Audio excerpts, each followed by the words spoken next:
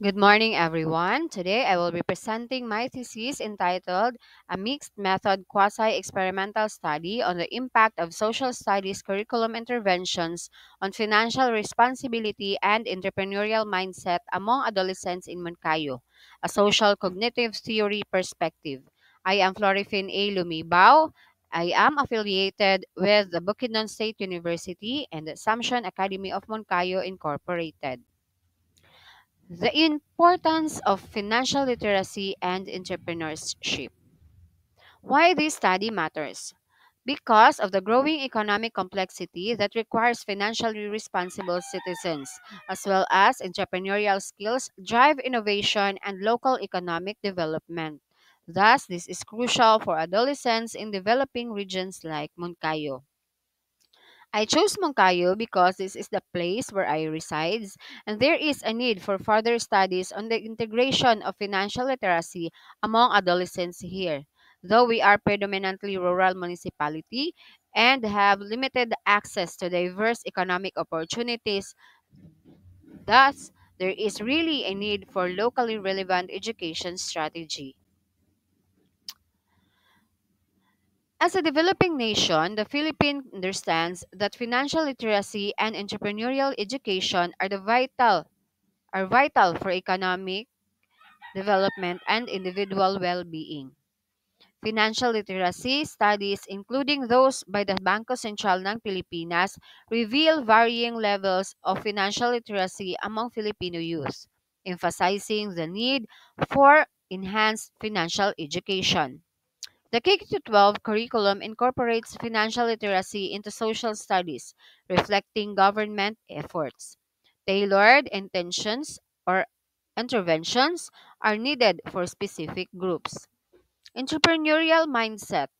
Entrepreneurship education is seen as a tool to combat unemployment and drive economic growth.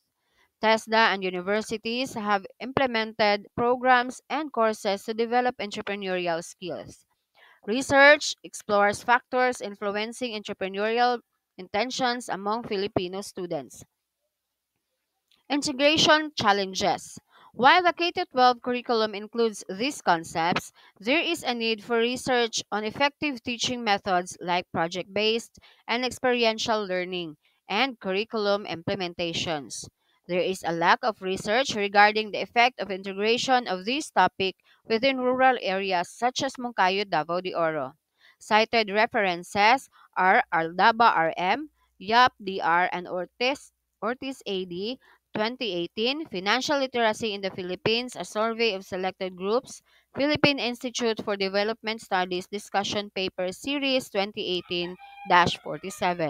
The Bangko Sentral ng Pilipinas, Department of Education, the K-12 Curriculum Guide in Araling Panlipunan, Go GC, Cheng, GL, and CMC of the factors influencing entrepreneurial intentions among Filipino students, Journal of Entrepreneurship Education, or Beta AC of Entrepreneurship and Innovation in the Philippines, Issues and Policies Option, Philippine Institute for Development Studies Discussion Paper Series 2013-11. And lastly, the Technical Education and Skills Development Authority, the Skills Development Plan 2018 to 2022 by TESDA. Research problem, addressing the gap. Lack of empirical evidence on the direct impact of social studies intervention, limited research in rural contexts, need for a strong theoretical foundation. Thus, research question, to what extent can social studies intervention grounded in social cognitive theory foster financial responsibility and entrepreneurial mindset? This study is grounded in social cognitive theory, developed by Albert Bandura. He posits that learning occurs through a dynamic interplay of personal, behavioral, and environmental factors, a concept known as reciprocal determinism. Reciprocal determinism, interaction of personal, behavioral, and environmental factors with key components of observational learning, self efficacy, outcome expectation. This concept is applicable to financial and entrepreneurial learning.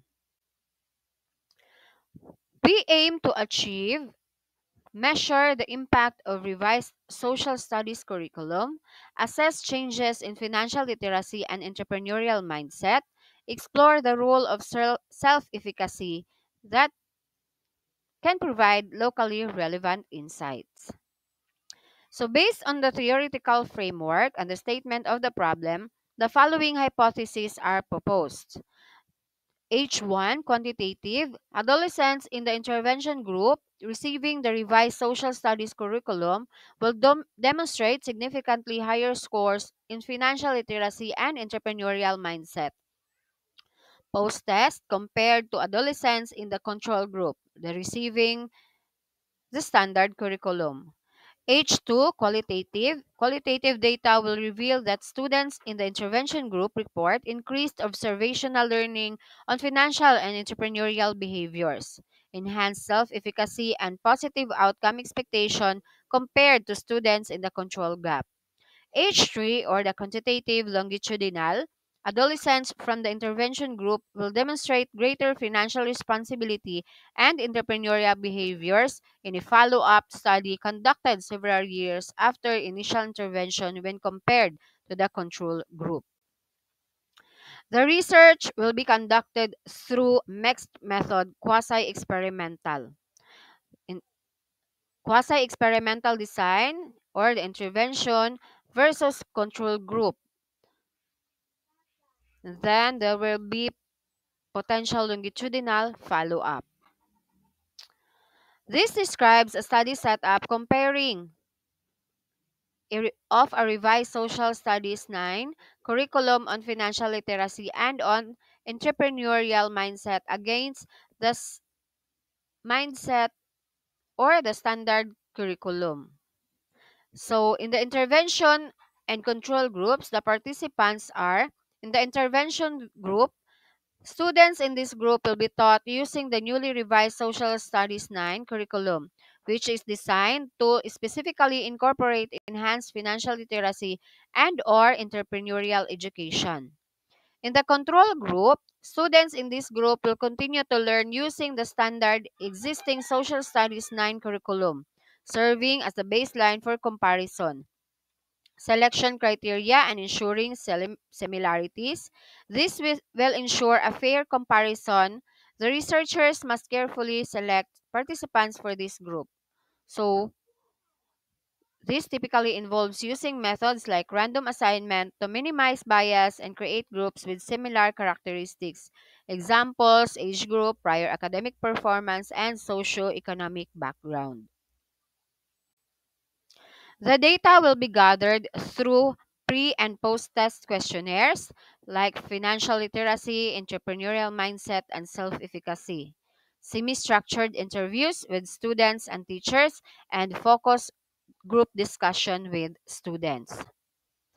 The data will be analyzed with the use of t-test ANOVA, paired t-test for the quantitative, and thematic analysis for the qualitative, and triangulation of data. This study aims to produce research outcomes that include empirically validated pedagogical strategies for integrating financial literacy and entrepreneurial mindset into the Social Studies 9 curriculum. Locally contextualized curriculum modules applicable to rural settings like Moncayo, and the data on the long-term impact of social studies intervention on students' financial responsibility and entrepreneurial behaviors. This outcome can be utilized by educators to enhance teaching practices, by curriculum developers to create relevant educational materials, and by local government units to inform policy decisions and design community based programs that foster economic empowerment among adolescents. The research will be done with the following timeline. The initial phase will span months 1 to 3, focuses on the groundwork. The implementation phase will last from months 4 to 12. This is the revised social studies non-curriculum put into practice within the intervention group, while the control group continues with a standard curriculum. The culmination of the study occurs during the evaluation and analysis phase from months 13 to 15. So the floor now is open for any questions. Thank you for your attention and God bless everyone.